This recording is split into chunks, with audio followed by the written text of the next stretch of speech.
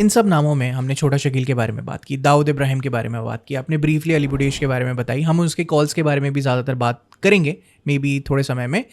एक नाम है सर जो इस वक्त आर्थर रोड जेल में बैठे हुए नहीं तिहाड़ में बैठे हुए, दिल्ली में पकड़ के लेके आए थे, बैंकॉक को अपना हब बनाया था डी कंपनी से सेपरेट होने के बाद, ये कहते हुए कि मैं एक हिंदू डॉन हूँ और सिंस जो बॉम्ब ब्लास्ट हुए हैं मैं उसके खिलाफ हूँ, उस विचारधारा आइडियोलॉजी के खिलाफ हूँ, इसलिए I separated myself from the company and I made my own hub and I have also tried to assassinate Dawood Ibrahim. The name is Chhota Rajan, जो यहीं चेंबूर के रहने वाले थे। छोटा राजन क्या किरदार है सर? छोटा राजन का देखिए जो उदय हुआ है वो सहकार सिनेमा चेंबूर का जो है उसके बाहर टिकट ब्लैक करते हुए उनकी शुरुआत हुई है। और उस वक्त उस इलाके का जो है डॉन हुआ करता था बड़ा राजन। तो चूंकि ये राजन निखालजे थे और उम्र में छोटे भी थे और दिखने में भी छोटे थे, तो उस समय में धीरे धीरे उनका नाम छोटा राजन पड़ गया, सिर्फ इतने के कारण ही कि वो बड़ा राजन है तो ये छोटा राजन है। बड़ा उस्ताद छोटा उस्ताद। हाँ, तो उस तरीके से उनका ये नाम पड़ गया।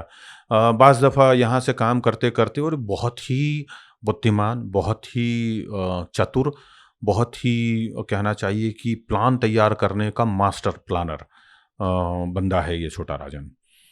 तो जब दाऊद गैंग से ये जुड़ा तो दाऊद को पता चला कि इसके अंदर क्या काबिलियत है, तो उसने उसको अपना ब्रेन बना लिया, उसको अपनी योजनाएं बनाने के लिए उसको एक तरह से अपना चाणक्य बना लिया। और अमूमन जितने भी उस वक्त के एसेसिनेशन हुए हैं या बड़े काम हुए हैं वो सारे के सारे छोटा राजन ने ही डिजाइन किए हैं।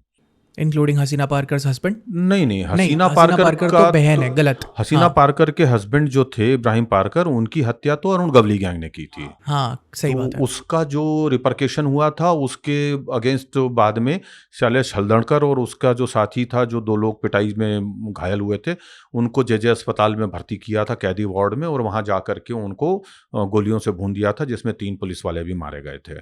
कुल 5 इसमें लोग छोटा मारे। राजन शामिल था? इस केस में छोटा राजन को ही ये काम सौंपा गया था।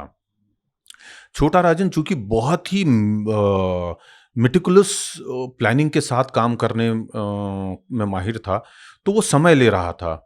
और छोटा शकील जो है उसको चूंकि हमेशा से इस बात की परेशानी रहती थी कि उसके मुकाबले दाऊद जो हैं वो राजन को ज़्यादा वेटेज देते हैं, तो उन्होंने दाऊद को जाकर के कहा कि ये कर नहीं पाएगा क्योंकि वो सब हिंदू लोग हैं या ये है वो है, वो जानबूझ करके काम खराब कर रहा है, ये सब वो सब। तो उसको बहुत बार बोला, तो राजन के दाऊद के भी मन में ये बात आ गई और दाऊद ने कहा कि अच्छा ठीक है तू कर ले। अच्छा, मतलब इनसिक्योरिटी डाली गई। तो जब राजन को ये पता चला कि ये काम उसको दे दिया है, तो उन्होंने कहा भी कि ऐसा मत कराओ, ये जल्दबाजी में कुछ गड़बड़ कर देंगे, बाद में कंपनी के लिए गड़बड़ हो जाएगी। दाऊद ने कहा है कि अब दे दिया है, बोल दिया है तो करने दो। तो राजन ने फिर कुछ बोला नहीं और अल्टीमेटली ये हुआ कि AK-47 ले करके जो है कुछ लोग अंदर घुसे, जिसमें सुभाष सिंह ठाकुर का नाम आता है, बच्ची पांडे का नाम आता है, कई लोग थे और पूरी की पूरी जो योजना बनी। ये अब जे हॉस्पिटल का जे हॉस्पिटल शूट आउट जो कहलाता है, फेमस है कांड। और वो लोग अंदर गए, उन लोगों ने मारकाट की, उसमें पुलिस वाले भी मारे गए, वो शैलेश हल्दणकर भी मारा गया, वो सब हुआ।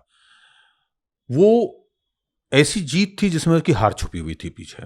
पुलिस उससे बड़ी बुरी तरीके से खार खा गई, नुक्स, क्योंकि उनके लोग मारे गए थे। और मुंबई पुलिस ऐसी है या पूरे देश की पुलिस ऐसी है या वर्ल्ड की पूरी पुलिस ऐसी है कि तुम उनका एक आदमी मारोगे तो तुम्हारे 1000 मारेंगे वो, फिर तुम्हें छोड़ेंगे नहीं।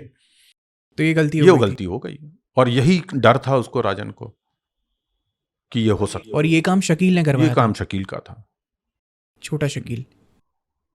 ये जो जे शूट आउट हुआ उससे दाऊद गैंग को काफ़ी नुकसान हुआ। पुलिस जो है बहुत हेविली उसके अगेंस्ट गई और छोटा राजन को भी इस चीज़ से बड़ा दुख हुआ था कि जिस तरीके से ये कांड हुआ है। उसने हल्का सा प्रोटेस्ट भी दाऊद के सामने दिखाया था, लेकिन दाऊद ने उसके ऊपर कोई रिएक्शन नहीं दिया, ऐसा बताया जाता है। और फिर वो बात जो है आई गई हो गई।